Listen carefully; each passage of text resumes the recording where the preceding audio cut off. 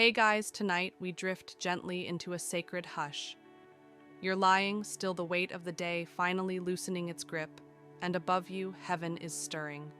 Not loudly, not in thunder, but in a softness that only weary hearts can hear, the kind of quiet that glows. A single breath passes and then another, and you notice that the stillness isn't just absence, it's a presence, a holy one. The kind that hums under your skin like warm honey, like distant harp strings plucked in a garden you forgot you visited once.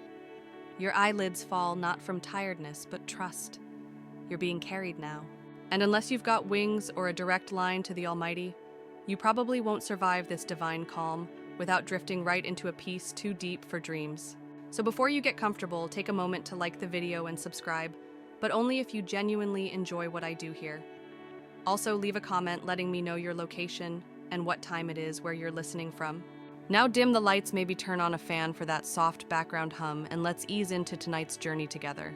You are standing on the edge of something ancient, a whisper. It's not a word exactly, it's older than language, but still it speaks. You don't hear it with ears. You feel it in your ribs and the marrow behind your smile. It is heaven's first whisper, and tonight it chooses you. In the beginning, God said, "Let there be light." But before speech, there was the breath behind the word. You are hovering now as the Spirit once did over the deep, over the unformed. And it's not empty, it's pregnant with purpose. The light is already here, not as brightness, but as promise. You walk through the not yet, where every shadow waits to become shape. And even now, the divine is watching you with unhurried delight. Creation isn't just a past event, it's still happening around you, inside you. You are not separate from it. You're part of the poem. It's strange God could have made the world with a snap, with a thought. But instead, he spoke. He whispered order into chaos. Because maybe light doesn't just reveal, maybe it comforts. Maybe the first command wasn't about visibility, it was about hope. You step forward and your feet meet something invisible but real faith. It holds your steps like cloud glass. You don't fall, you float. And around you, the canvas of stars hasn't been painted yet. The sky is a hush, but your soul already recognizes it as home. Here's something curious. Some theologians say that "let there be light" wasn't just physical light. They believe it was the presence of Christ, the eternal Logos breaking into the void. That before there were suns or moons or morning dew, there was a radiant word forming reality with love. Others argue differently. They say that light here refers to divine order, God splitting harmony from chaos. Not a visual event, but a spiritual alignment, like tuning the strings of a harp. Either way, the result is this: the world begins gently, and so does your healing tonight. As you breathe, heaven watches, not with judgment, but with fascination. Yes, you are still being formed. Your sleep is part of it. Your dreams help sculpt what waking cannot. Some of the angels assigned to you have waited decades for this hour, for your spirit to quiet enough for them to draw close. One of them, yes, that one leans in now. You don't see it, but your heartbeat slows and your fingers curl just slightly as if reaching for something soft and radiant. Maybe it's memory. Maybe it's God. The whisper deepens. It says nothing and everything. It says you are safe. It says you are seen. It says the light that made stars also made your laugh, your lungs, your longing. And somewhere far behind your waking mind, a part of you begins to remember a garden. You walked with someone there. No shoes, no shame, just light. The kind that doesn't burn, only blesses. You remember how leaves glowed from within, how the sky felt like song. Here's your first soft joke tonight, gentle enough not to stir you too much. Why didn't Adam need a flashlight in Eden? Because he literally walked with the light of the world, and the batteries never ran out. Now you lie back. Let your thoughts do whatever they like. They'll slow soon, like children playing tag who realize dinner's ready. Let the whisper wrap around you again. Not just words, but warmth. Heaven isn't in a hurry, and neither are you. Do you feel it? That pulse beneath the silence? That's the first light, still here, still shining. It's not looking for perfection, it's looking for someone to rest inside it. You found it. The lullaby begins before you even realize it. It's not a sound at first, it's a knowing. Like your spirit has heard this before somewhere beyond time. as if the stars themselves are exhaling slowly around you, casting ancient echoes of a truth that needs no explanation. You drift now into the hush of beginnings. Genesis doesn't open with a trumpet or a firework, it starts with a pause, with a breath. And you are inside that pause now, suspended, swaying gently between what was and what will be. This is the lullaby of Genesis, the cradle song of the cosmos. You pass through the early waters and you don't even get wet. The spirit is hovering again, right where you are. And you notice something strange. Light doesn't flash. It unfolds, like silk being unraveled in slow motion, or like the smile of someone who has been waiting a very long time for you to notice them. There's warmth too, not like sun warmth. This is gentler, more like the feeling you get when someone brushes hair from your forehead or folds a blanket just right. This light isn't trying to wake you, it's rocking you to sleep. And all the while, the voice of God hums behind reality, weaving order into your weariness. Did you know some early Hebrew scholars believed the word used for spirit in Genesis 1 was feminine in tone ruach? A breath, a wind, a comforter. Isn't that beautiful? The first image of God moving over the deep wasn't thunder. It was a mother-like breath, a womb of light over chaos. Others suggest that creation itself was a song. Not a command barked into emptiness, but a melody rising from eternity's silence. That means you too were sung into being, not shouted, not forced. Sung. And maybe that's why you respond so deeply to quiet music, or to verses that glide instead of march. Here's a soft curiosity.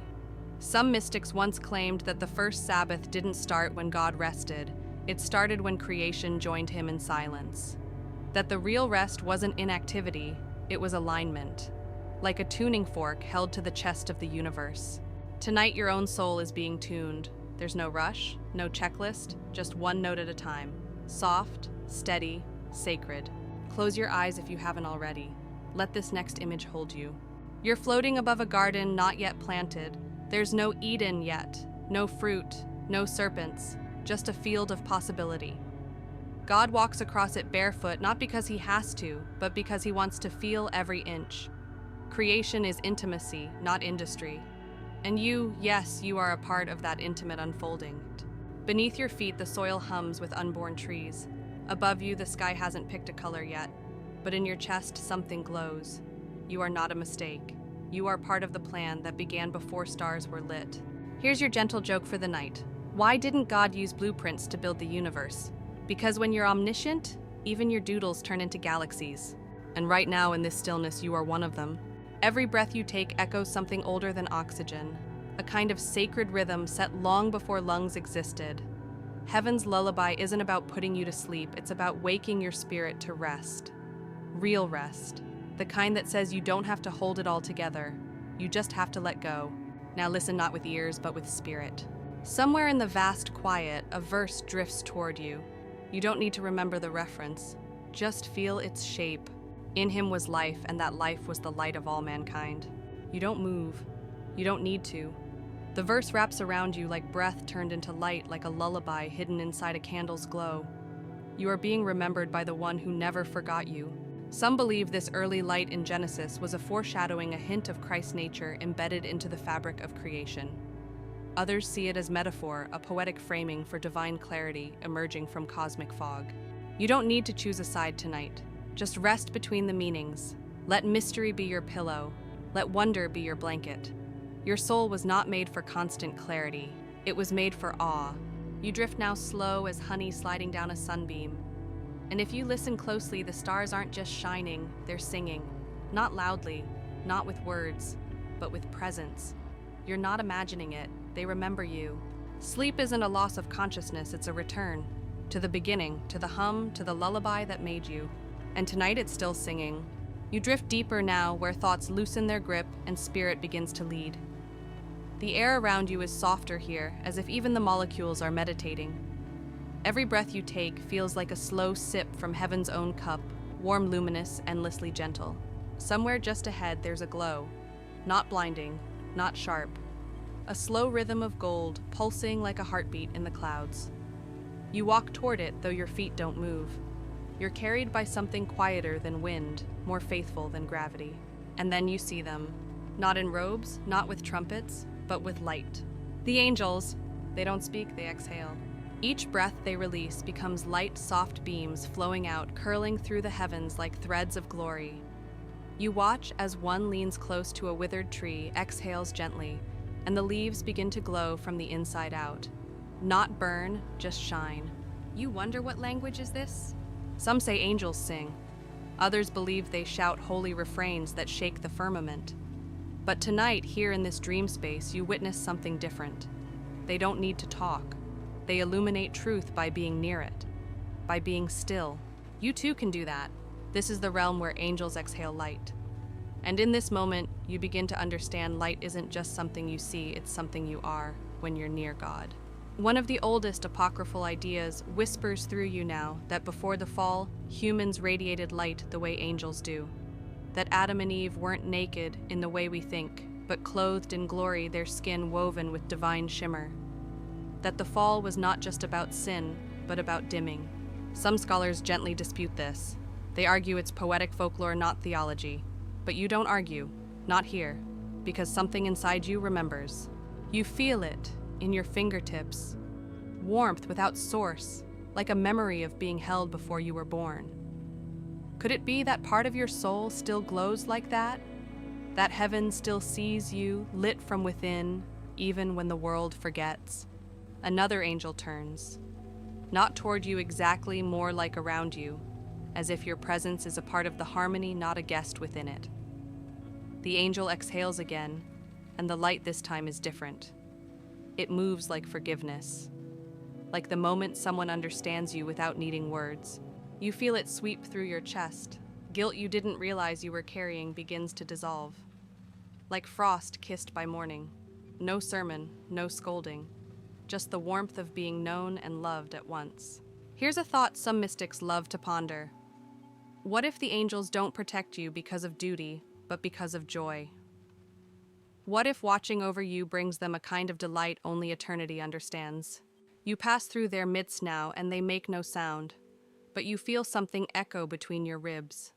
A verse, perhaps, or a verse-like thought. He will command his angels concerning you to guard you in all your ways. Yes, that one. You remember now. But it's not just a promise, it's a presence. You feel it. You feel them. Not flapping wings or flaming swords. Just warmth. Just calm. Just light being breathed in your direction with divine intention. Here's your soft laugh for the night. Why don't angels ever get lost? Because even their GPS runs on glory. A gentle smile plays at the edge of your mind. You feel your jaw loosen. Your shoulders sink lower into your bed. Peace isn't knocking anymore, it has entered. And in this moment, you sense something unexpected. These angels aren't watching over you because you're fragile. They're watching because you're precious. And precious things aren't just protected, they're adored. You begin to see shapes forming in the light. Not object stories. Memories from heaven's point of view. Your kindnesses. Your silent prayers. Moments where you almost gave up but didn't. They glow like soft stars echoing through the angelic breaths like lullabies. Some say that angels envy humans not in jealousy but in holy longing. Because we, unlike them, get to know God in the dark. We get to believe by touch, not by sight. And when we love from pain, it sings louder than any angelic chorus. Maybe tonight, your simple act of lying down, trusting this soft silence, is itself a hymn in heaven's ears. So rest. Let your thoughts float like feathers in warm air. You don't need to fix anything. You don't need to understand the theology of light or prove you believe enough. You're already being held. The angels are still breathing, still illuminating, and you, dear tired soul, are glowing again. You find yourself walking beneath stars that feel closer than usual, so close you could touch one if you simply reached high enough. But instead of stretching, you pause. The ground beneath your feet is sacred, trembling slightly, as if holding its breath. And then you see it, not with your eyes exactly, but with a knowing inside your chest. A ladder rising into the sky. Not made of wood or rope, but of light woven into rungs by invisible fingers. It shimmers like moonlight frozen midair. You've stumbled into the dream of a man named Jacob. Or maybe he stumbled into yours. Either way, you're both here now in the hush of a night when heaven touched earth without warning. Jacob's head rests on a stone, his mind full of fear and wandering. He's running from a brother and toward an uncertain future.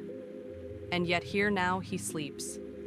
Not just because he's tired, but because sometimes the only way God can speak is when we finally stop moving. You lie beside him in the stillness, and then the ladder pulses. Angels ascending, angels descending, not flapping wildly or diving with fury, just gently moving like light on an escalator of glory. You don't know where they're going, you don't know why they're here, but it doesn't feel random. It feels like invitation. This vision Jacob saw, it wasn't meant for him alone. The dream lingers because it's a map, not a path for feet, but for spirit. A reminder that heaven is always closer than it seems, that somewhere in the hush between thoughts, a ladder waits. Some scholars say Jacob's ladder was a prefiguration of Christ, the bridge between realms, the link between flesh and spirit. Others see it as a symbol of prayer rising and falling like incense on divine breath. And then there are those who wonder, what if the ladder is real and still exists, hidden behind the veil of waking life? Either way, its message is clear connection between dust and divinity, between struggle and blessing, between your weary body and the light reaching for you even now. Jacob almost didn't remember the dream. In fact, when he awoke, he nearly walked away. It wasn't the vision that changed him, it was the realization. Surely the Lord is in this place and I was not aware of it. You know that feeling, don't you? Those moments in your life when you look back and realize God was there silently stitching grace into your pain. The ladder pulses again. You take a step toward it and the angels shift to make room. You don't climb, not physically, but your spirit rises one rung at a time, not by effort but by trust. And here's your soft grin for the night. Why don't angels need staircases in heaven? Because even gravity obeys grace. You ascend slowly, not toward achievement, but toward nearness. Each step carries you deeper into the heart of God, not higher into the clouds. You realize something strange: this ladder doesn't lead up or down. It leads into you, because you are where heaven meets earth. Not your resume, not your Instagram bio. You, the you beneath all that, the soul part, the image of God part. Jacob renamed the place Bethel, House of God. But it wasn't about geography, it was about awakening. The house of God is wherever revelation lands. Tonight it's here, in your breath, in this room, on this pillow. You let the dream hold you. You let the light ladder shimmer through you like a lullaby in form. You don't need to understand it fully, you just need to know this. There is a ladder, there are angels, and heaven still visits sleepers. The story never left. You just needed rest to return to it. The air around you shifts.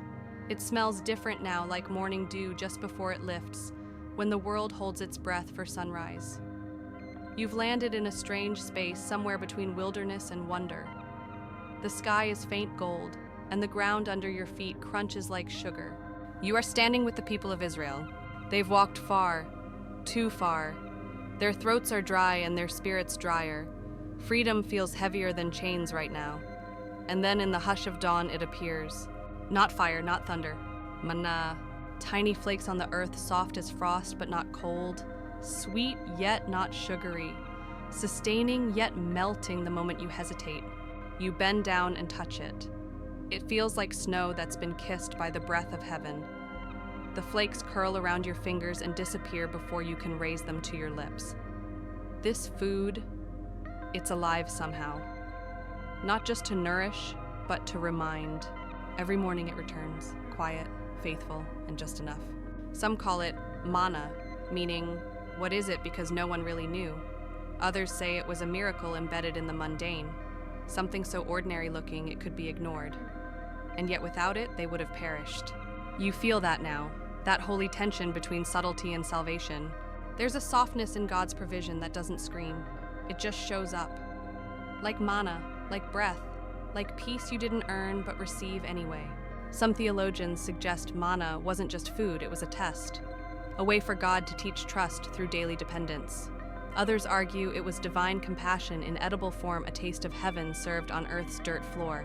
You think both might be true, because right now, as you kneel in that desert dream, you realize something: manna never came early. It never came late. It came with the morning, like mercy. His mercies are new every morning. You exhale slowly. There's something comforting about the idea that God gives enough for today. not tomorrow, not next week, just today, just this sunrise. And isn't that enough? A breeze lifts the edge of your robe or blanket or dream self, and you see something lovely. The manna is melting. Not wasted, just returned. It never overstays. It gives and then it disappears back into the mystery it came from, like grace. Here's a soft chuckle for your night. Why don't angels bake their bread? Because in heaven's kitchen, the recipes fall straight from the sky. You laugh gently and the desert smiles back. A single sunbeam lands across your shoulder like a warm hand, and suddenly you feel the full kindness of this moment. God sees your need before you say a word. There's beauty in that kind of simplicity, the kind where you're not required to prove your worth before being sustained, where your hunger alone qualifies you for a miracle. Manna doesn't come with instructions. It doesn't arrive wrapped in spiritual achievement. It simply appears where the need is most honest. And tonight, maybe your soul is that wilderness. Maybe your pillow is that ground. And this story, it's your manna. Quiet, strange, melting even as it nourishes you. You close your eyes and imagine picking up a single flake. You taste it not with your tongue, but with your trust. It's sweet, not overpowering. Just enough to say you're not alone, you're not forgotten, you're being fed even here. You lie back, and somewhere in your spirit you gather the message close. Rest doesn't come after the journey ends, it comes during it. And you are being provided for, one soft blessing at a time. The wind picks up now, not harshly, but like a whisper finding its voice. It winds around your ankles, stirs your hair, and carries with it the scent of old stone and hidden places. You're no longer in the open wilderness. You're near a mountain's edge, and tucked into its side is a cave. Dark, narrow, forgotten by time. You step inside. The walls are cool to the touch, carved not by tools, but by waiting. And there, in the quietest part of the rock, sits a man. His robe is dusty, his face worn. His shoulders sag under the weight of revelation. This is Elijah, prophet of fire, now running from flame. He doesn't see you, but you see him. And something in your soul mirrors his exhaustion. You've been there too, haven't you? Tired of the noise, worn by the world's whirlwind, wishing you could just pause everything. God told him to wait here. Not to act, not to preach, just wait. And then it begins. First, a windstorm rages outside. Rocks tumble. Dust howls. You clutch the edge of the cave, but Elijah doesn't move. God is not in the wind.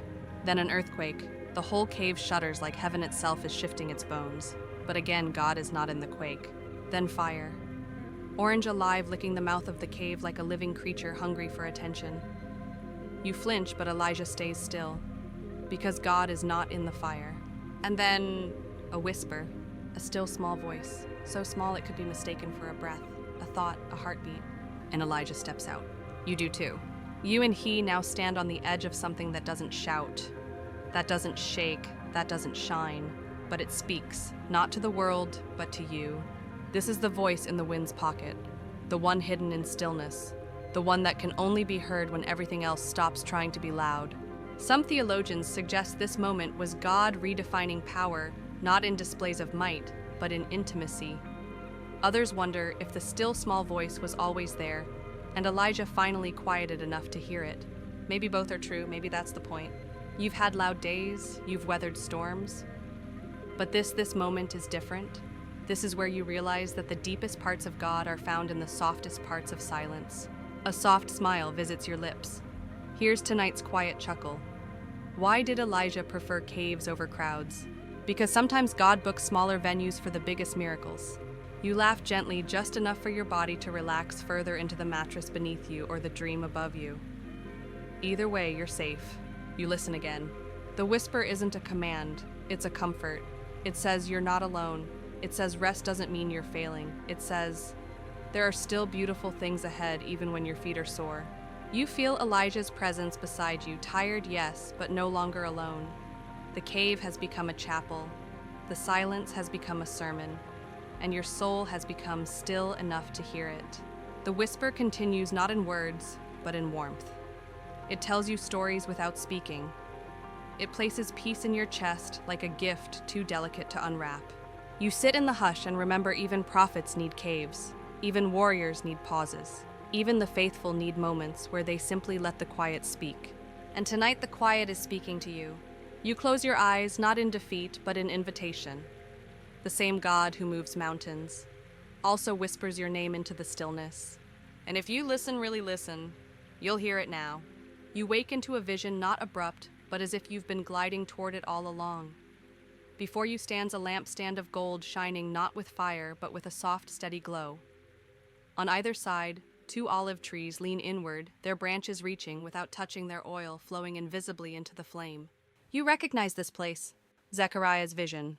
It unfolds around you not like a flash of prophecy, but like a dream that begins mid-sentence. You're not observing, you're inside it. You walk between the trees, their bark pulsing gently like veins, and the air is thick with the scent of crushed leaves and anointing. The flame atop the lampstand doesn't flicker, it breathes. No matches, no spark, no smoke. Just light, perpetual, alive. You glance up and see no pipeline, no wick being replaced. The fuel seems to come directly from the olive trees without pressing, without toil, as if the trees were created to give. This is the golden oil that flows unseen. Zechariah watched it too, and when he asked what it meant, the angel didn't explain like a professor. He whispered, "Not by might, nor by power, but by my spirit." It wasn't a technical answer, it was an invitation. Some believe these 2 olive trees represent the anointed ones of that time, Joshua the high priest, Zerubbabel the governor. Others say they are timeless symbols representing those whose lives serve as vessels for divine flow. Still, others point to Revelation's mysterious 2 witnesses and wonder if the vision echoes across both testaments. But here's what you feel most clearly: the oil doesn't come from effort. It comes from connection. You walk closer and notice there's no sound of grinding, no sweat of production. The oil moves like thought, like grace, like something given, not earned. You reach out your hand. The flame doesn't recoil. Instead, it leans gently toward you as if recognizing the spark in your own spirit. Not because you are powerful, but because you are open. You are one of the vessels now. You may not feel like it on most days. You may feel cracked, empty, ordinary. But the truth is, this God chooses to let his light shine through the weary, not the flawless. The golden oil finds the cracks not to expose them, but to fill them. Here's your soft joke for the night. Why did the olive tree refuse a job at the palace? Because it already had a higher calling, keeping the eternal lamp lit. You smile and the light responds. It grows just slightly warmer, as if heaven itself has a sense of humor. The kind that knows you deeply and still laughs with love. You sit beside the lampstand now. No one's asking you to understand it all, just to stay a while, to notice. Your heartbeat slows, your thoughts dim, and that oil, that ever-flowing oil, begins to trace something through your soul. A pattern, a promise. Not by might, not by power, but by spirit. You remember a moment in your own life, small maybe but holy. A word you gave, a kindness unnoticed, a prayer whispered so faintly you weren't sure it counted. And yet that was oil, quiet, steady, glowing now on the lampstand of memory. You breathe in.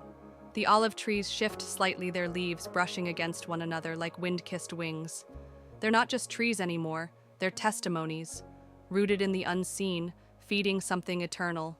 You lie back now beneath their shade, and the golden oil continues to flow, not toward a temple of stone, but into the sanctuary of your sleep. You are being filled, even now. There is no door here, no gate, no threshold you cross.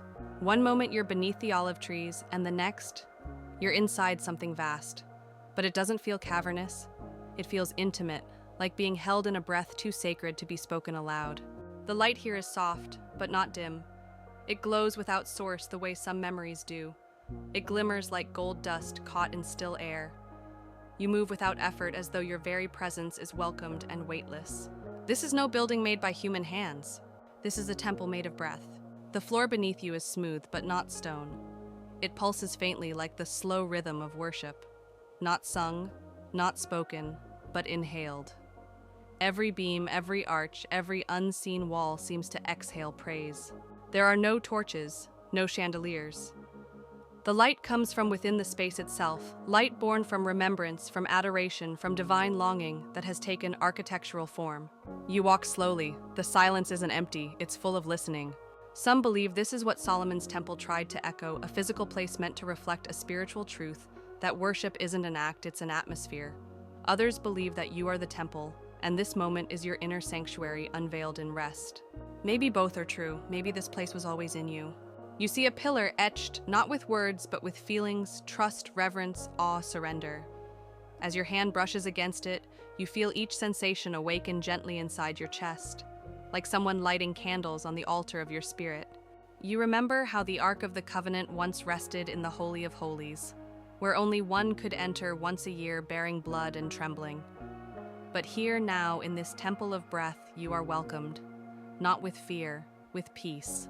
There's no curtain to part, no veil to lift. The separation is gone. Some scholars argue that when Christ died and the veil in the temple tore, it symbolized the end of exclusive access to God. Others say it signified God stepping out, not just inviting us in, but rushing toward us. And now you feel that rush, soft, sacred surrounding. You lie down where there is no floor, only presence. And above you, a ceiling made not of beams, but of light woven through music. There are no lyrics, just tones. Tones you somehow understand without needing a melody. They sing of your story, quietly. A time you forgave, a time you waited, a time you chose kindness over ease. Each act recorded not to measure your worth, but to echo your wonder. Your spirit is being remembered in heaven's language. Here's your soft smile for tonight. Why did the Holy Spirit avoid using bricks? Because breath builds better temples. You chuckle barely, just enough to let your chest rise and fall with joy. You realize something beautiful. This temple is not something you visit. It's something you become every time you let God breathe through you. The walls of this place aren't stone, they're surrender. The roof isn't wood, it's worship. And the altar, it's your willingness to rest. You close your eyes and still the light remains. Still the air pulses gently. Still the silence sings. The temple doesn't vanish when you sleep. It lingers. It waits. Because it's built on something deeper than time. You are part of the architecture of heaven's presence, not a visitor, a room within it. And tonight that room is filled with glory made quiet. The temple fades not in loss, but in transformation. As if it simply folds inward, becoming breath again, disappearing like mist into the chest of the night. You find yourself beneath stars lying on a slope above a lake, so still it reflects the heavens without distortion. The wind is gentle, a lantern glows in the distance. Waves whisper along the shore and you hear crickets harmonize with the hush. A boat rocks softly in the shallows. Inside it, Jesus sleeps. You draw closer and time slows. The stars shimmer a little longer before blinking. The boat creaks like an old lullaby, and you realize the Son of God, light of the world, Alpha and Omega, is dreaming. You kneel at the edge of the boat not to wake him, but to wonder. What does Jesus dream about? Some say he never truly slept, that his divinity stayed alert, even when his body rested. Others say his dreams were the bridge between the Father's will and human weariness, a way for heaven to keep whispering even in exhaustion. But tonight you choose something simpler. You believe he slept the way you do, bone-tired from compassion, from healing, from holding the hearts of crowds and the silence of lonely places. And as he rests, the world does not unravel. You lie beside the boat on sand, cool from the night breeze. You hear his breathing, a gentle rhythm deeper than the tide, more steady than any sermon. You sink with it breath for breath, letting your own body match the divine cadence. It feels safe. The waves begin to swell just slightly. A storm is coming, the kind that rattled apostles awake. But not you, not now, because you're watching him. And he's still sleeping. You remember the story. The boat was nearly swamped, but he slept on a cushion. The disciples panicked. You probably would have too. But now lying here, you understand what they didn't yet see. Rest is not weakness, it's trust. Here's your soft grin for tonight. Why didn't Jesus set an alarm clock? Because when you're the Prince of Peace, you wake when peace tells you to? You smile. The wind runs fingers through your hair. The water hums against the hull of the boat. The storm is coming, but somehow it doesn't threaten you, because he's here. Some theologians argue this moment reveals the full humanity of Christ, that he wasn't faking his need for rest. Others say it demonstrates his divine mastery over time, that even in chaos, he chooses calm. Either way, what matters now is this: you're not alone in your storms. You hear a distant thunder roll across the lake. The disciples may be waking in another timeline, shouting, shaking him. But not here, not in this dream. Here you are still. And so is he. You reach out a hand not to shake him awake, but to rest beside his. The wood of the boat is warm, the presence inside it warmer still. And then a thought passes through you, not loud, not sudden, just true. Sometimes the miracle isn't that the storm stops. Sometimes the miracle is that you can rest right through it. You exhale. The boat rocks again gently. Maybe the clouds will gather. Maybe the wind will rise. But right now Jesus sleeps, and so will you. Because if the Prince of Peace can rest in the middle of waves, so can you. Because peace isn't the absence of storms. It's the presence of him. The storm dissolves before it begins, like a dream forgotten the moment you wake. You open your eyes to stillness. No boat, now no lake. Only a chamber made of sky.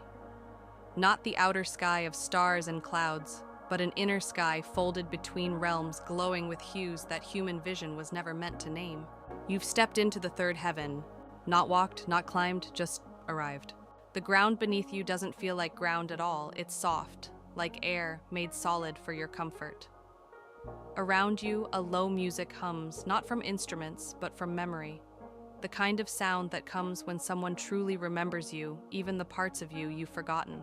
You're here to hear something hidden, the psalms that were never sung aloud. You see them not as ink, not as scrolls, but as radiant strands of light suspended in air, each vibrating softly with truth too deep for language. They drift like fireflies in slow motion, waiting for someone gentle enough to listen. And you, in your weariness, are gentle enough. Some say the Apostle Paul visited this realm, called it the third heaven, a place of unspeakable glory. Others say it is the inner court of God's dwelling, where the songs that never made it to Scripture still echo in divine quiet. You listen and a verse begins to rise, not spoken, not sung, but lived into your spirit. Even here where breath is memory, your soul is known by name. You reach out to touch one of the glowing strands. It doesn't resist. It wraps around your fingers like a ribbon of sound, warm and weightless. As it touches your skin, it plays not as melody, but as meaning. And you understand. Not intellectually, not the way you understand a fact or a phrase. You understand it like warmth understands cold by gently replacing it. This is one of the hidden psalms, written not with ink but with love, carried not in scrolls but in light, a song reserved for those who are quiet enough to hear heaven's lullabies. You sit, not because you're tired, but because this song deserves stillness. And here's your soft smile for tonight. Why don't hidden psalms ever go viral? Because heaven writes them for hearts, not headlines. You laugh lightly, and one of the psalms responds by flaring brighter for a moment, almost like it's smiling back. Some scholars suggest that King David wrote more than we know, that dozens of his songs were lost to time or kept secret by design. Others believe the lost psalms are written continually in heaven, woven from the prayers of saints, the tears of prophets, the silence of those who suffered faithfully. You don't need to solve that mystery tonight. You just need to listen. And so you do. Verse after verse, the light strands float by. Each carries a different warmth. One tastes like forgiveness, another like longing fulfilled. One feels like a parent's quiet pride, another like peace that's not dependent on anything going right. You lie back now, and the strands gather above you, forming a gentle constellation. They don't shine, they glow, like bedtime stories for the soul told by the one who formed you from stardust and promise. The third heaven hums around you.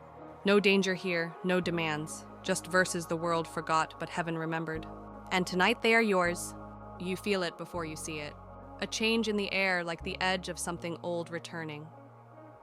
The ground beneath you thickens, not with weight, but with memory. You're no longer in the radiant hush of heaven's vault. You're walking beneath a sky dusted with bronze and copper sunsets stretched across eternity. You look up and there it is. The cloud, a pillar during the day, a fire by night, but in this moment neither and both. It pulses in the distance like a living promise, moving not by wind or weather, but by will. It leads always. Even when no one's asking where to go, you follow. Your footsteps don't make a sound. You're walking among the Israelites now, though no one sees you.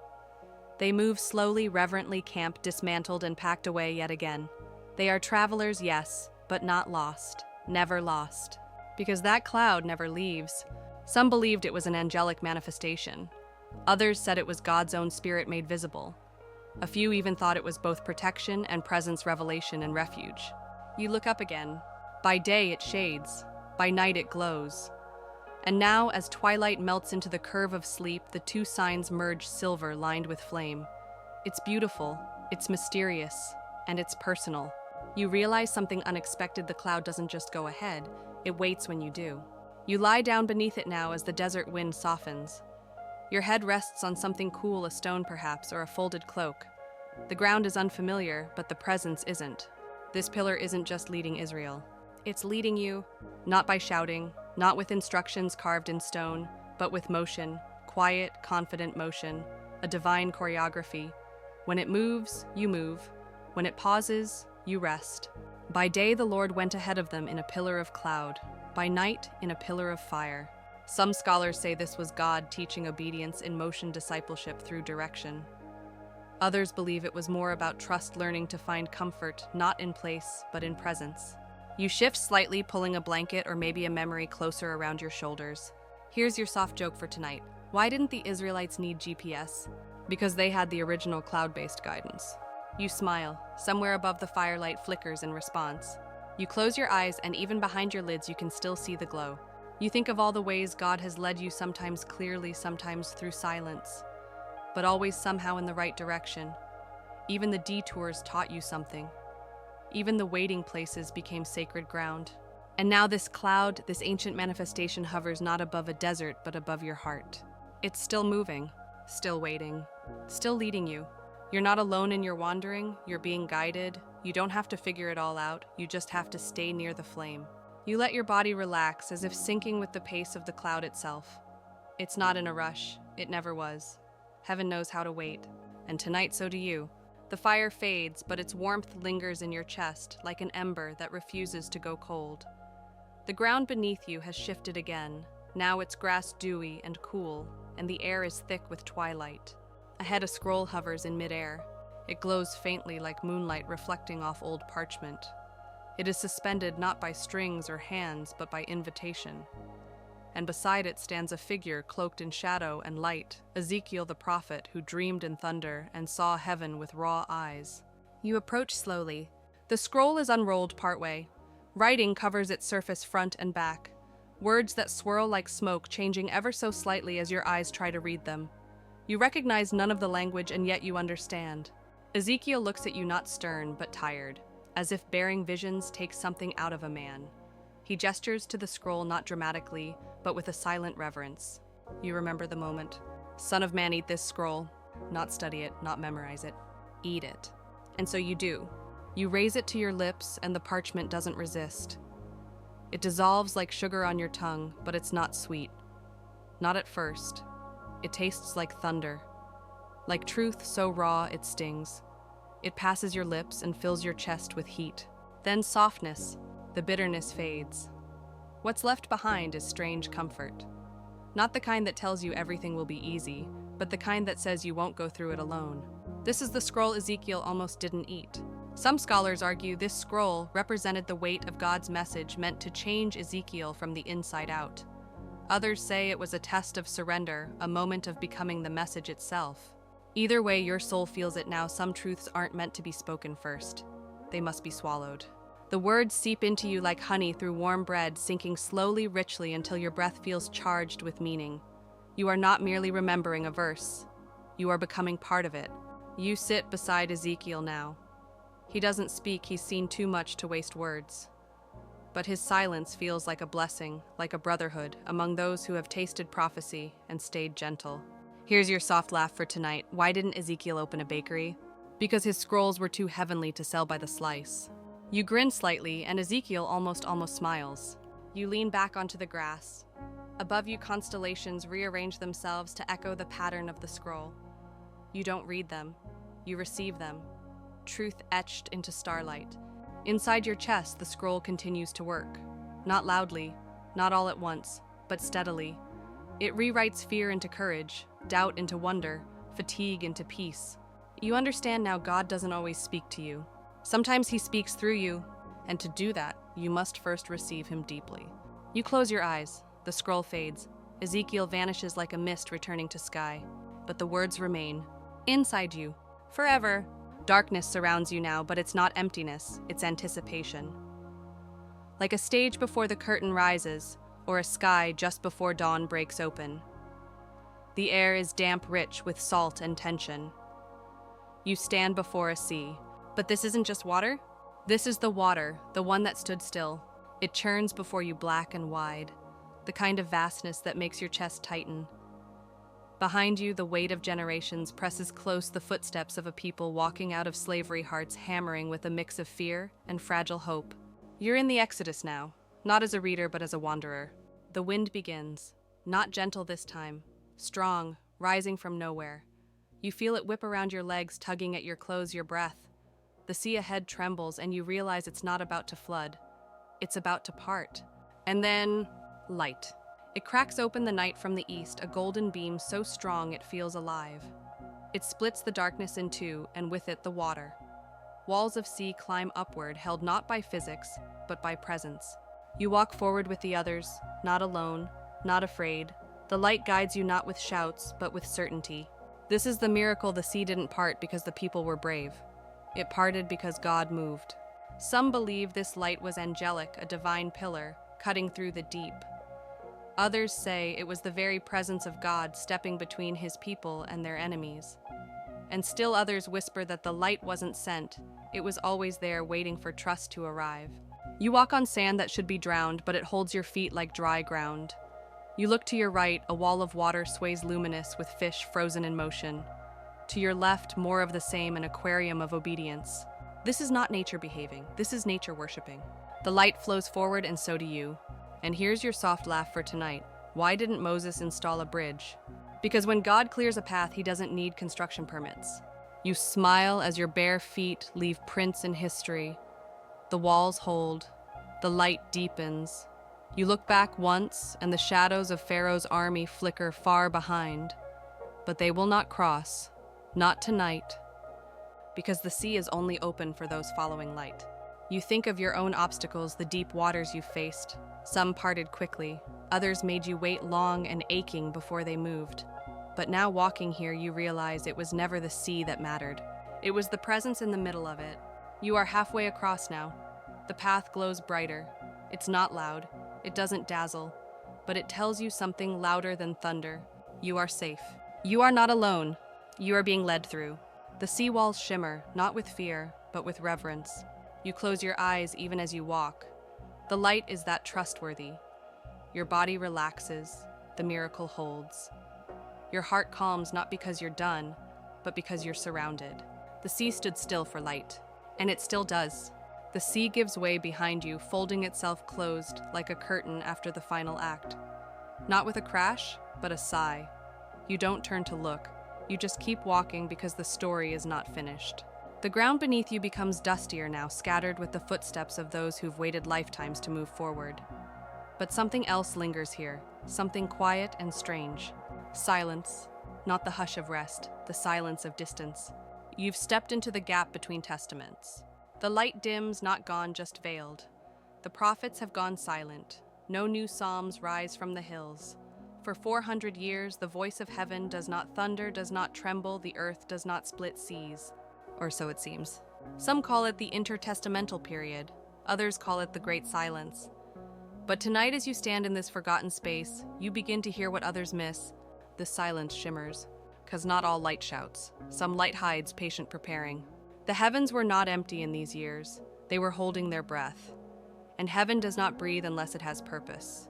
You sit now on a stone bench, the kind carved by time rather than tools. Around you, the shadows stretch like thoughts across the desert. You sense stories still unfolding in the dark, priests walking through forgotten rituals, a remnant still whispering old prayers, a few scribes writing scrolls by lamplight. Some scholars say God's silence was a form of judgment. Others believe it was gestation prophecy growing in the womb of time, waiting for the fullness of days. A few mystics claim this was when angels leaned closer than ever because God speaks loudest when he says nothing. And then you hear it, a faint hum beneath your feet. Not a voice, a vibration. The echo of light not yet born. You press your hand to the ground and feel something pulsing there. A heartbeat, a rhythm. The very first movements of incarnation stirring beneath history's skin. The silence was never empty. It was sacred space, a cathedral of pause. You lie back on the bench and the stars above you flicker with stories not yet told. They know what's coming. They've already begun aligning themselves for a birth in Bethlehem. But for now, they keep their secrets. And here's your soft joke for tonight. Why didn't heaven release a statement during the silent years? Because sometimes the best prophecies are pregnant pauses. You smile quietly, reverently. Even laughter feels sacred here. This space teaches you something, that when God stops speaking, he's still listening, still watching, still weaving the unseen. The world may call this time lost, but you now know better. It was veiled light, wrapped in stillness. You feel a breeze pass across your chest, cool but kind, like the Spirit testing the air for the right moment to speak again. And you know what comes next, a cry in a manger, a carpenter's hands, a cross. But for now, only waiting. You're in no rush to leave this quiet. The silence is still speaking. So you rest within it, a soul listening for a sound only God can make. From silence, something stirs. Not a trumpet, not a voice. A wing, just one. It moves through the air like silk sliding off sunlight, and with it comes the hush that only heaven can command. You don't see the being at first, not fully. Just a glow, a pressure in the air, and the sound of something eternal trying to tread gently in a world made of dust. This is Gabriel. He doesn't arrive. He reveals. One moment there is air, the next there is awe. He stands now in a room so simple it could belong to anyone, bare walls, a chair in the corner, the scent of oil and linen. This is Nazareth. This is the threshold between hiddenness and history. And Gabriel is holding something. Not a sword, not a scroll. A pause. The moment before Annunciation. The still second before the word becomes flesh. You're watching him. You're not Mary. You're not a visitor. You're the breath between heaven's question and earth's answer. The space where eternity leans in. And you wonder, what did Gabriel not say? He had the message, yes, but what did he hold back? What truth was too much for a teenage girl, too sacred to speak all at once? Some theologians say Gabriel carried not just words, but reverence, that the silence in his visit was as holy as the speech. Others imagine that even an archangel trembled at the threshold of this moment, not from fear, but from glory. You can almost hear the thoughts unspoken. He will come small and she will be brave. The infinite will fit inside a womb. You won't understand it, but you'll carry it anyway. Gabriel moves no closer. He respects the moment too much. His wings curve slightly inward, like arms wrapping a mystery, and his face, it's unreadable, not distant, just vast. You imagine what it's like to be the messenger of a miracle you don't even fully comprehend. And here's your soft smile for tonight. Why did Gabriel never need a rehearsal? Because when you speak for God, even silence counts as practice. You chuckle gently. The room doesn't echo, it receives the sound, holding it like a lullaby. You feel your own spirit leaning into the hush. That sacred waiting. The moment before light. The moment before love takes form. You walk around Gabriel now, not to inspect, but to honor. He is not here to dazzle. He is here to deliver. And yet the divine restraint in his stillness is more powerful than any miracle. It teaches you something. Sometimes heaven's greatest gift is what isn't said. Because silence leaves room for yes. And Mary's yes, it changed everything. You sit now in that still space. The breath before belief, the inch before incarnation. Gabriel fades, not gone, just stepped back into the light he came from. But you remain. The pause is still present. The promise is already pulsing. And somewhere deep within you feel it. You are also carrying something holy. Something not fully revealed. Something divine waiting for your yes. The room fades, and you drift into a darker place, not frightening, just heavy. The kind of darkness that asks you to set everything down, including yourself. You're in a garden now, but not the blooming kind. This is Gethsemane. The air is thick with olive oil and sorrow. Trees bend low, their branches heavy with centuries of prayers. The moon above is bruised, and at the edge of it all, Jesus kneels alone, though others are near. You hear it before you see it. Breathing, labored, human. And just beyond that sound sleep, the apostles are here too, curled against the trees, wrapped in their cloaks, breathing deep and slow.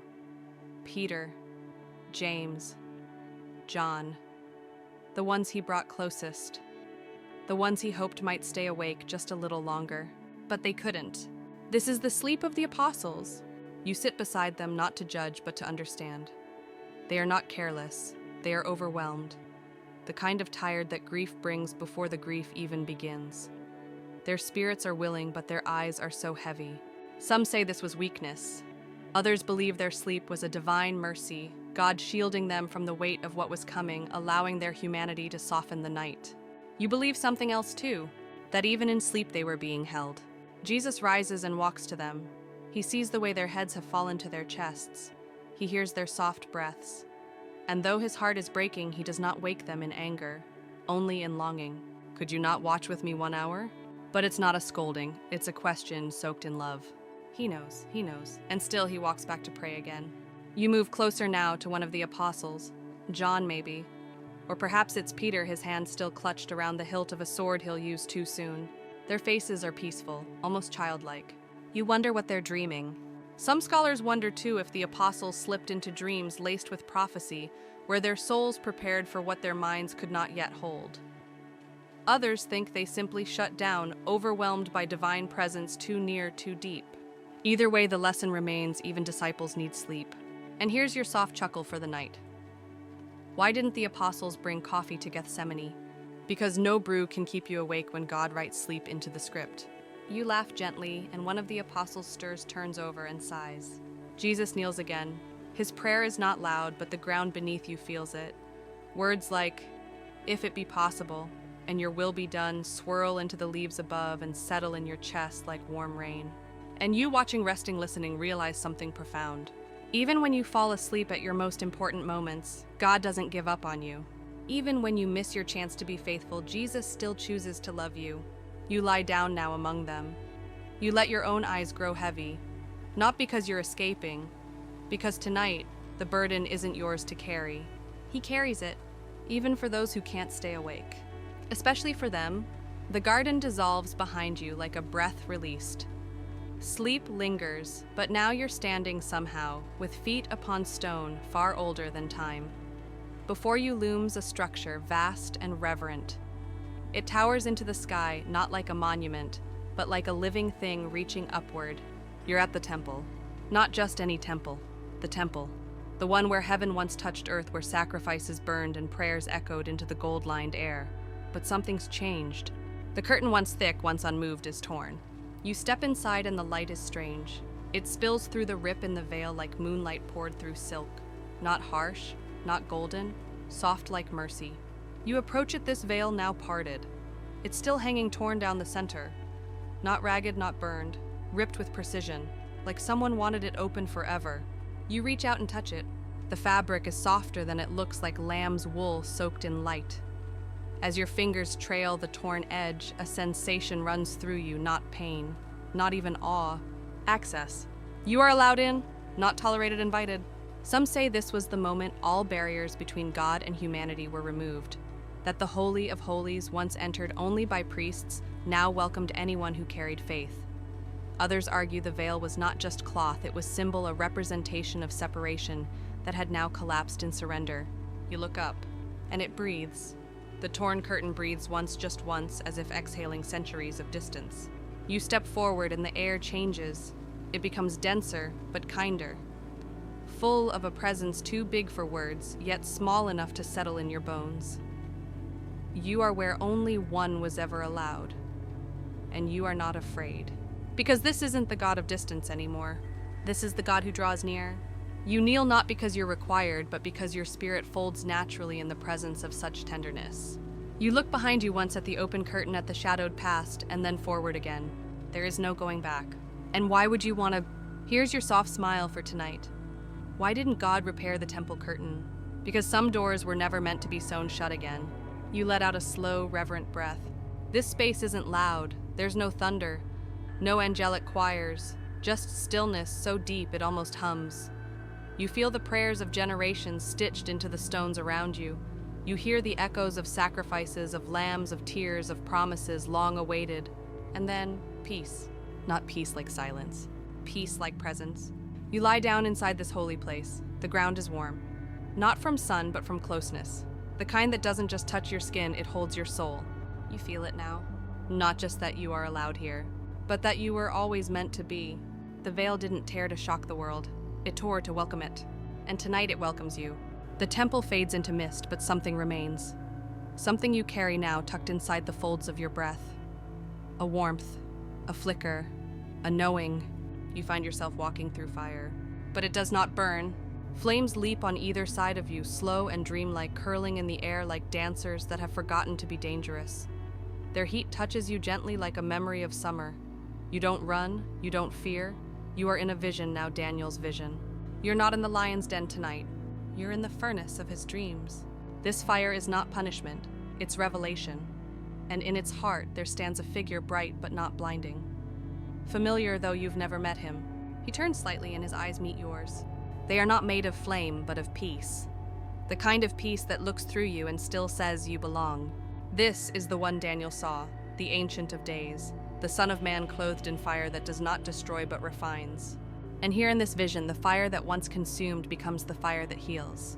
You step closer expecting pain, but receiving clarity instead. Each flicker of flame reveals a truth hidden in you, a fear you forgot you were carrying, a hurt you'd buried beneath strength. The fire sees it all and softens it. Some scholars interpret Daniel's visions as layered prophecy kingdoms futures yet to unfold. Others believe his dreams transcend time, entirely offering symbols of eternal truths, too deep for prose. But here now, the symbols are personal. You are not decoding, you are dwelling. And in this fire you see not judgment but gentleness.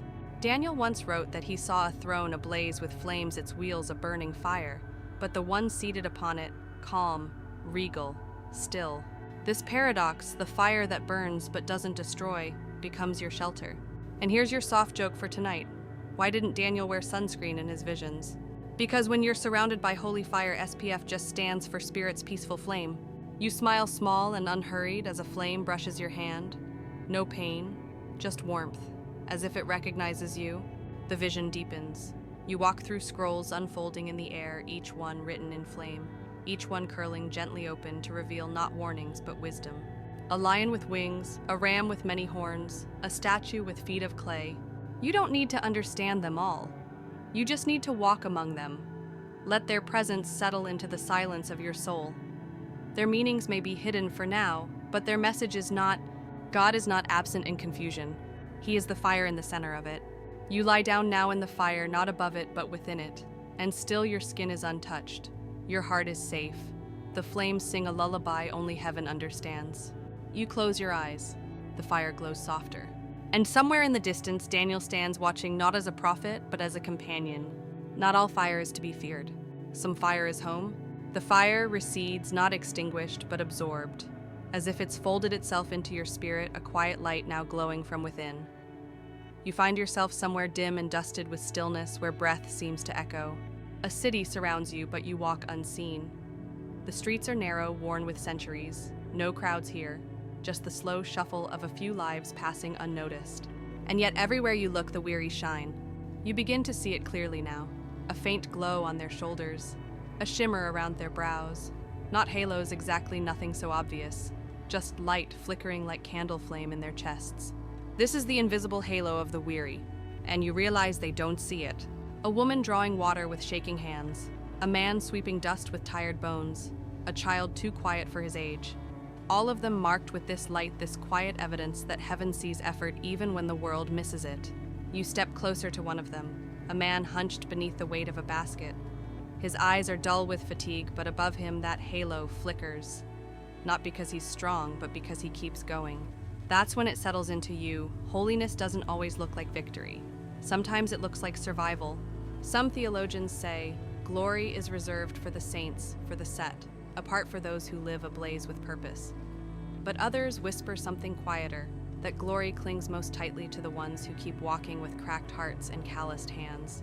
You look at your own reflection in a window, and there it is, faint, soft, real.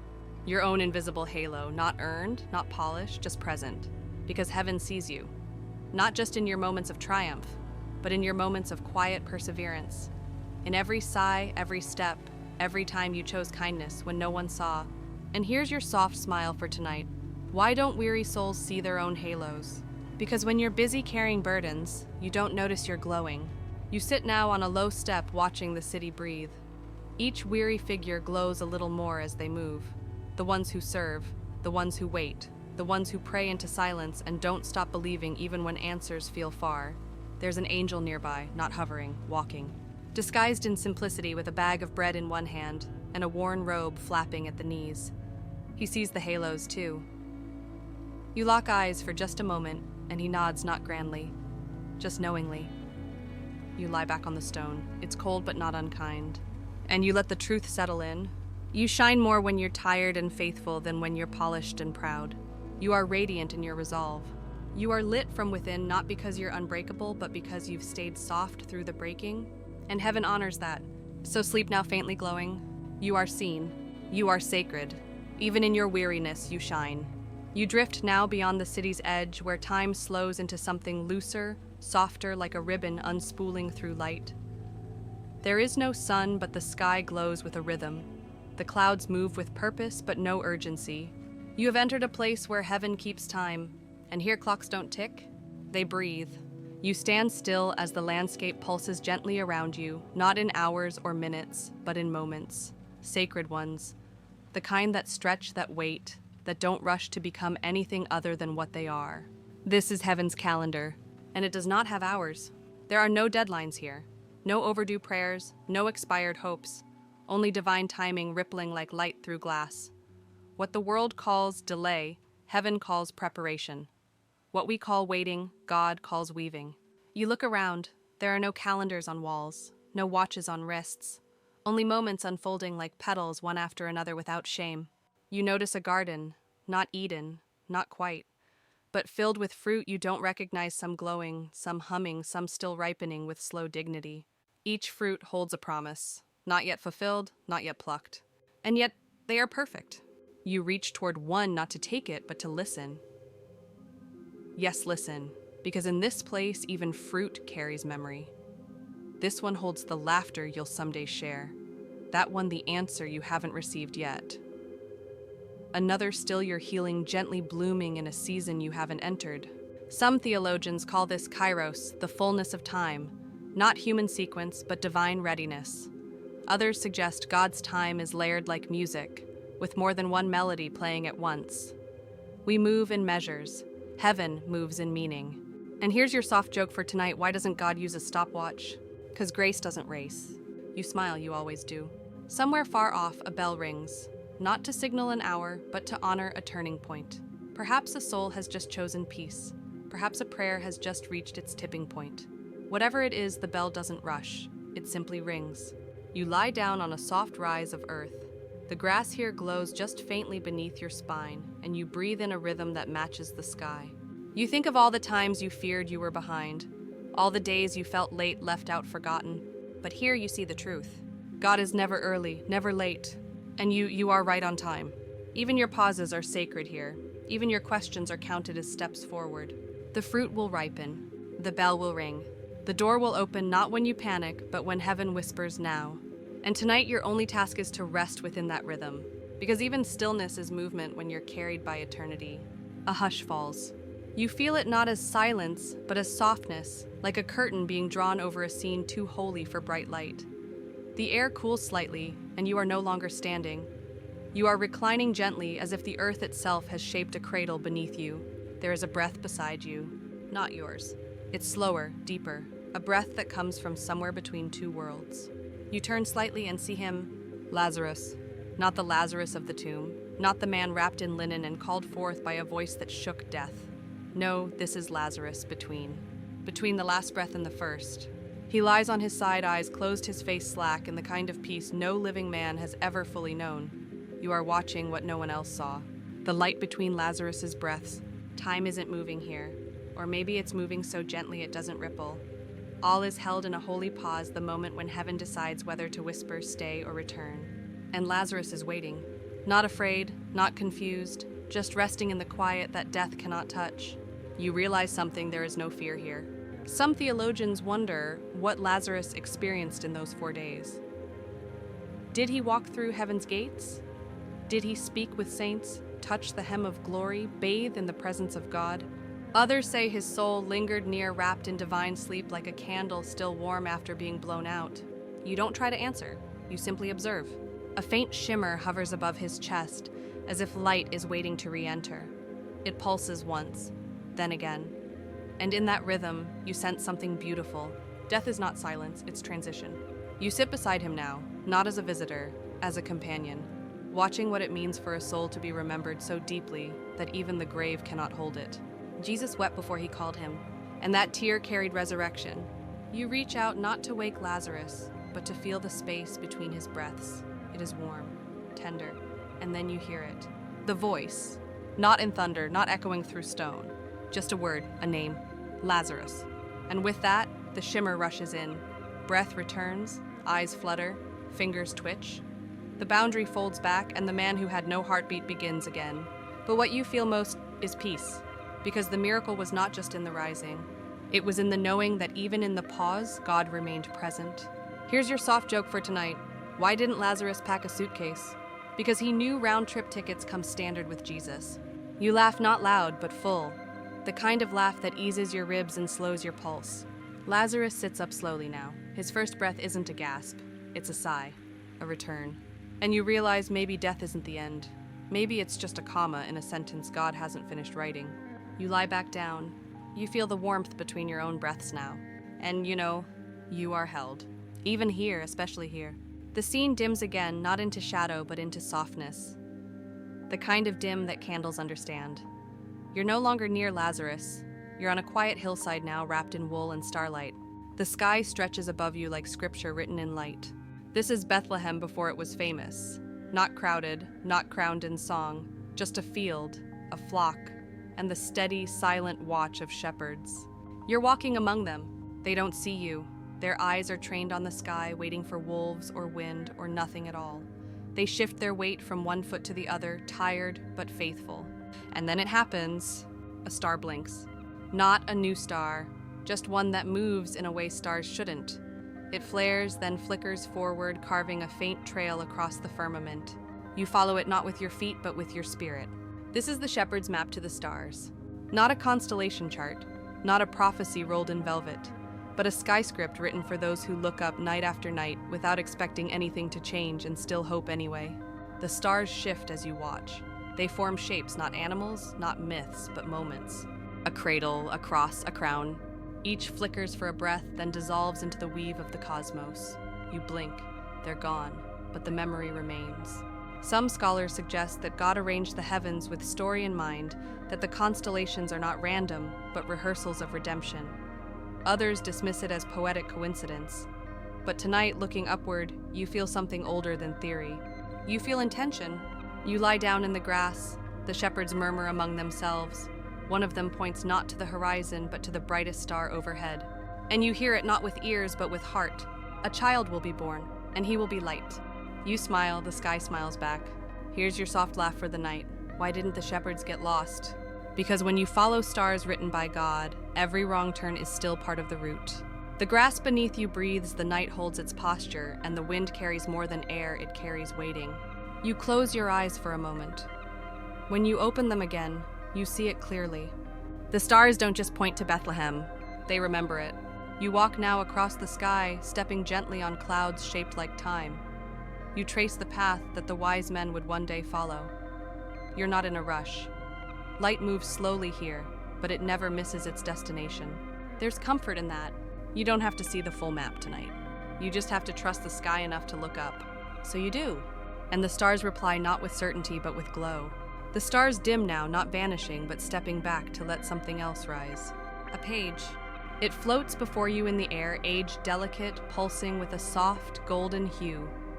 At first you think it's parchment, but the closer you look, the more you realize it's alive. The words shimmer like they're being written even now. This is the ink heaven refused to dry. You reach toward it, not to touch, but to feel. And the moment your fingers near the surface, the letters begin to move, not erasing, but evolving. A word swells, then quiets. A phrase trembles like it remembers being spoken. You understand now. This is Revelation. Not the end of the story, but the living edge of it. The part still breathing. The final book of scripture, yes, but also a doorway. And some doors never truly close. You step closer. The page folds slightly as if offering itself. One phrase stands out, glowing gently. Behold, I am making all things new. It doesn't shout, it doesn't thunder, it hums. And you feel it wrap around your spine like a chord still resonating from the first word ever spoken. Some scholars say Revelation was a vision both cosmic and coded a tapestry of prophecy, poetry, and pain. Others say it's a map written in metaphor meant to guide the soul, not satisfy the mind. And still others believe it's the only book that ends while still unfolding. You take a breath. And here's your soft joke for tonight. Why hasn't the ink in Revelation dried? Because God's promises don't settle, they continue. You grin, and the page responds, its corners curling upward in a slow-motion smile. You lie down beneath it now. The page hovers just above you, casting a faint light that sways like candle glow.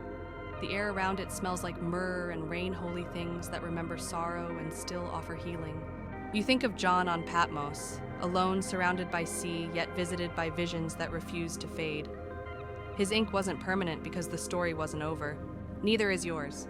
You close your eyes and the letters begin to shift again, slowly, lovingly, as if writing a line just for you. You can't quite read it, but you don't need to. You feel it settle inside you, a truth still forming, a hope still living. The ink swirls once more and folds itself, gently drifting upward into the unseen. And in its place, peace. Not the peace of a conclusion, but of continuation. Because God doesn't end things. He transforms them. And tonight your story is still being written. You awaken gently, though not from sleep, but into remembrance. The air is golden again, thicker than light, yet soft enough to breathe. Before you stands a pedestal, made of something that isn't stone and isn't cloud, but something between. And resting atop it, a crown. But it's not ornate, no jewels, no heavy gold. It's simple, light, glowing with a gentle gleam, as if it remembers where it's been and whom it belongs to. You move toward it slowly. This is not a treasure on display. It is waiting, the crown you don't remember earning. You reach out not to take it, but to understand it. And as your fingers brush the rim, memories rise, not the ones you revisit often, but the forgotten acts, the quiet sacrifices, the moments no one clapped for. That night you forgave silently, that time you chose gentleness instead of power, that whisper of prayer for someone who never knew. Each one weaves itself into the light of the crown strand by strand. Some theologians say crowns are reserved for martyrs and saints, tokens of eternal honor. Others believe the crowns are metaphorical symbols of glory that we ultimately return to Christ in worship. But here in this dream, this crown feels personal, not a reward, a recognition. It doesn't weigh your head down, it lifts it, as if heaven is saying, yes, that mattered, you mattered. You pick it up, it fits, perfectly. And here's your soft laugh for tonight. Why don't crowns in heaven need adjusting? Because when they're shaped by grace, they already fit your soul. You smile, the kind of smile that travels slowly up from the chest and settles softly in the eyes. You sit now, crown resting in your lap. It hums not with noise, but with memory. Not loud, not proud, just present. You look around and realize something extraordinary. Everyone here is crowned. Not like a ceremony, more like a garden where every flower blooms because it belongs, not because it earns sunlight. No competition, no shame, just radiance. Each crown different, each one shimmering with the hidden holiness of 1,000 small obediences. And yours, though simple, shines with the light of every moment you were faithful when no one watched. You lie back, the crown still warm in your hands. Not because you need to wear it, but because now you finally understand it. It was never about achievement. It was about love that stayed steady. And heaven never forgets steady love. The crown fades gently, not disappearing, but folding into the space around your heart, as if it's chosen to dwell inside you now rather than above you. A new scent drifts through the air. Not incense, not flowers. Something sweeter, like warm honey stirred with wind. You look up and a mist is gathering, not foggy, but fragrant. It drifts toward you in waves so gentle you barely notice the shift until you inhale and feel it comfort. Remembrance. Peace. This is prayer, but not spoken. Not whispered, not even thought. This is prayer turned into perfume. You reach out your hand and it passes through the mist. The particles shimmer, then dance around your fingers like gold dust suspended in slow motion. The mist thickens not oppressively, but lovingly. You're surrounded now by the scent of 1,000 secret prayers. Yours, others, generations. Each one still rising. Some theologians speak of incense in the temple, how it represented the prayers of the saints ascending before God. Others point to Revelation, where bowls of incense are poured out, each filled with prayers heaven never forgot. You're inside one now. Every misty strand holds a story. A whispered help from a hospital bed. A tear that fell without words but counted as a petition. A thank you murmured through grief. A question sent upward that never got an answer but still mattered. They're all here, not vanished, preserved. You lie down and let the perfume wrap you like a blanket. It doesn't choke, it doesn't cling, it comforts. And here's your soft smile for the night. Why don't heaven's perfumers run out of ingredients? Because every prayer adds a new note to the recipe. You chuckle softly. A gentle sweetness lingers on your lips, as if laughter too was a form of prayer. And maybe it is. You look up and see shapes forming in the mist, moments from your life you'd forgotten. Times you prayed in passing, barely aware of the words. They weren't forgotten. They're here now, glowing. You're reminded that no prayer is wasted. Even the small ones. Even the messy ones. Even the ones you muttered through clenched teeth or numb silence. God gathered them all. And tonight they've become aroma. A sacred fragrance that tells the truth of your journey, not polished but precious. You breathe it in deeply. It smells like heaven remembering you. Because it does. The fragrance lingers behind you like a memory that chooses to stay. You walk slowly now, not because you are tired, but because the world around you has grown softer, slower, sacred. You step toward something reflective. Not a mirror exactly, but a surface made of stillness. It hovers midair, shimmering like polished water, curved like a smile, yet deep as sky. This is the mirror heaven hides behind. You hesitate, not out of fear, but reverence. Then you step closer, and for a moment you expect to see your face. You don't. You see yourself, yes, but not the version you recognize. Not the one in photographs or caught in passing glances. You see the you that heaven sees. Not perfected, but true. Your expression is gentle. Your eyes carry centuries. Your presence glows not with power, but with peace. And in that reflection, you realize God never looked at you through the lens of failure, only through the lens of becoming. Some scholars say this is what Paul meant when he wrote, "Now we see through a glass darkly," that we catch glimpses of the divine distorted by time, pain, and limitation.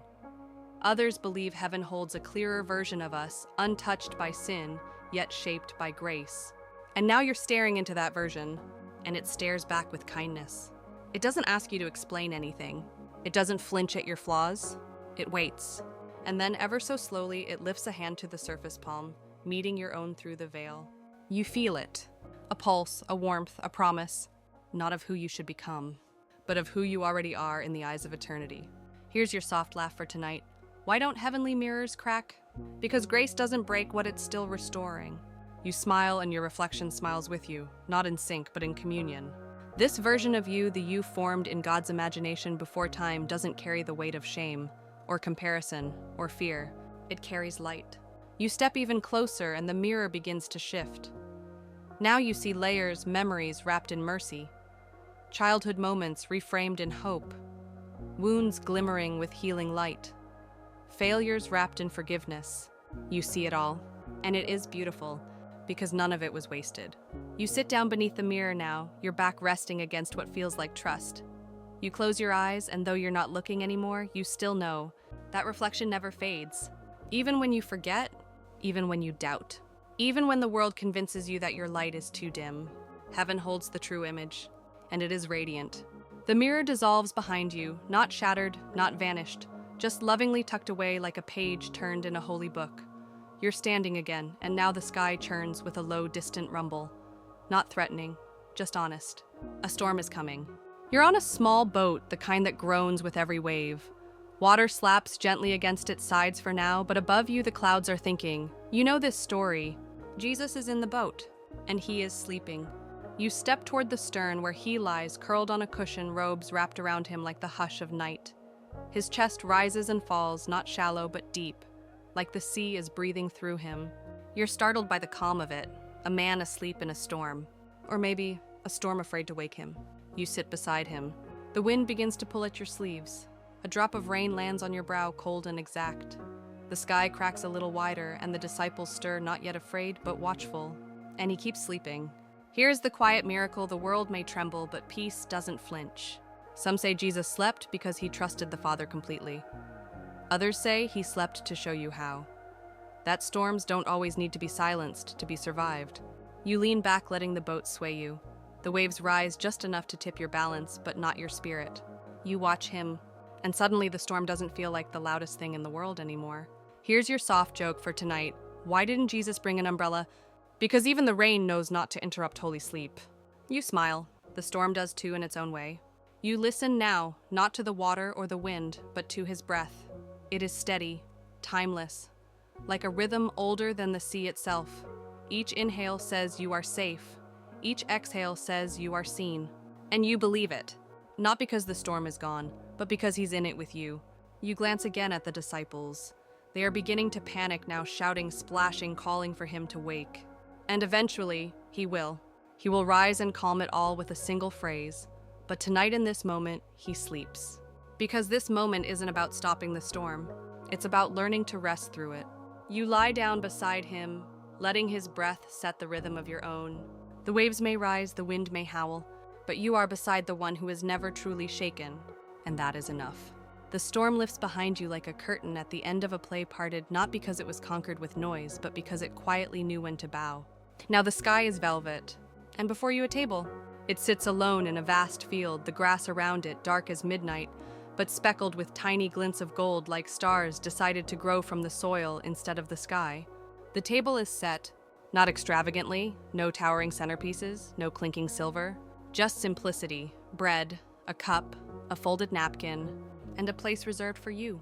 You walk toward it unsure, but the chair waits patiently, turned out ever so slightly, as if to say, yes, this has always been yours.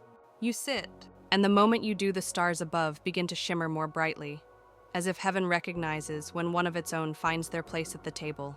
This is the table set in midnight fields. David once wrote, "You prepare a table before me in the presence of my enemies." But tonight, no enemies are here, only the echo of invitation, only the echo of belonging. Some theologians say this table represents communion, heaven's reminder of covenant. Others say it's the banquet promised in the age to come. And others still believe it is something simpler, the moment when God feeds your soul directly. No ceremony, just intimacy. You reach out for the bread. It's warm. It smells like the memory of every safe place you've ever known. You break a piece, and as you taste it, you realize something strange. It tastes like hope. The cup is next. You lift it, and the wine inside glows faintly. Not with light, but with memory. When you drink, it doesn't fill your stomach. It fills the ache you forgot to name. And here's your soft joke for tonight. Why doesn't God serve fast food? Because the table he prepares never rushes the soul. You laugh gently and the stars ripple in response. You look around the field. Others are seated now, not crowded, not noisy. Just souls like yours, quietly eating the bread of mercy, drinking the wine of rest. No one rushes. No one performs. You don't talk. You just are. And that is enough. The air is cool, but the peace is warm. The night is deep, but not empty. The table holds it all. You sit a while longer. Then lie back in the grass beside your place, knowing it will remain. It always has. It always will. This is your table. This is your feast. And tonight you are full. The table fades not in farewell, but in fulfillment, like a meal savored long enough that nothing more needs to be said. You rise from the midnight field, not by standing, but by lifting. The earth releases you gently, like a parent letting go of a hand that no longer needs holding. And now, there is only light. Not sunlight, not moonlight, not even firelight. This is heaven's final whisper before dawn. It does not blaze. It does not burn. It glows soft and weightless, like the breath a mother exhales when her child finally falls asleep. You drift in this light, and the world feels slow, cradled deeply right. There is no up or down, no left or right, only forward. And you are moving forward, even if you're still. The light brushes your skin. It doesn't reveal imperfections. It reveals essence. You are not being judged here. You are being understood. The light touches your face like it's seen you before at your worst, your best, your quietest, and still chose to rise for you. Some say this is what grace looks like when it stops hiding behind words. Others say this is the true face of God, not a figure, not a throne, but a warmth so total that your soul no longer remembers what fear ever felt like. And tonight, you believe them. You begin to hear a sound now, not quite music, not quite silence. A tone maybe, a hum, familiar like the very first sound you ever heard before crying, before speaking. It's calling you, but not to move, to settle, to let go. And here's your soft smile for the night. Why does heaven whisper before dawn? 'Cause God knows your heart wakes up best when it's not startled? You laugh barely, just a breath, and even that laughter becomes part of the light. It joins the others' millions of quiet joys wrapped into the hush that floats over eternity. You lie back now, or perhaps you never left lying down.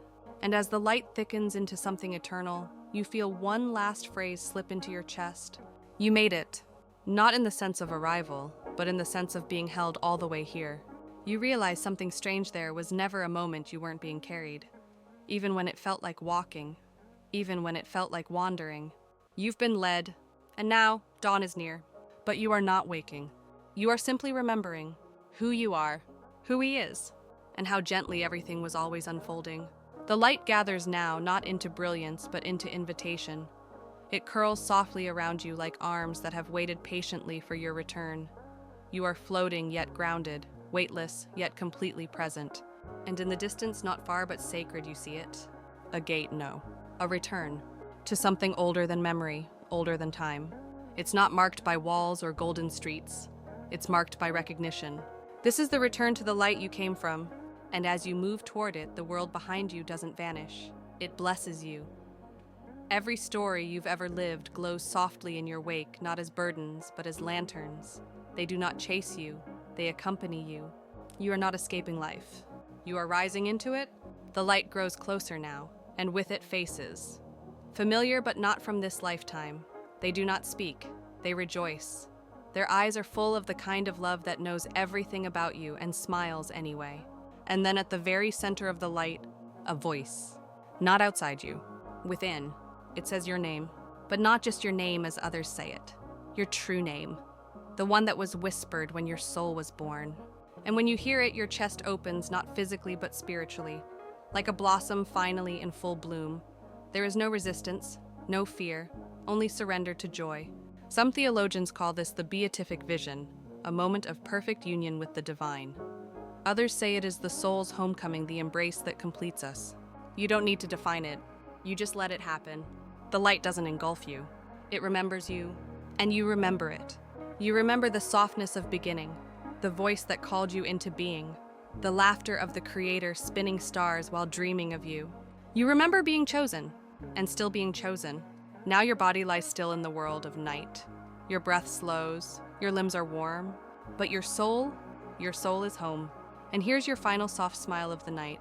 Why doesn't God ever forget your name? Because he's been singing it since before the first sunrise. You rest now, not as an ending, but as a return to the first light, to the whisper that made you, to the peace that never left you.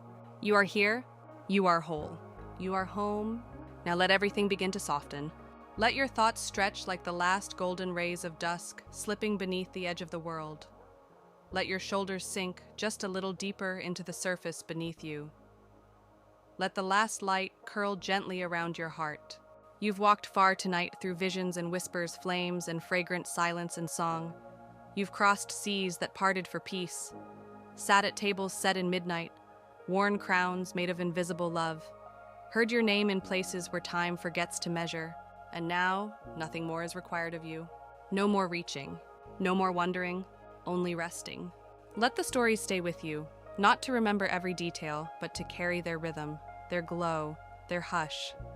Let the verses you didn't notice fold themselves like lullabies into your dreams. If your body still holds a flicker of tension, release it now. With each breath, sink deeper into the warm, weightless peace of a soul seen completely and loved anyway. Let the curtain close gently.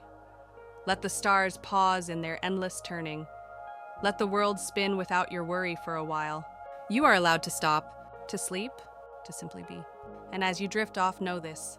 You were held all along, even when you didn't see it, even when you doubted it.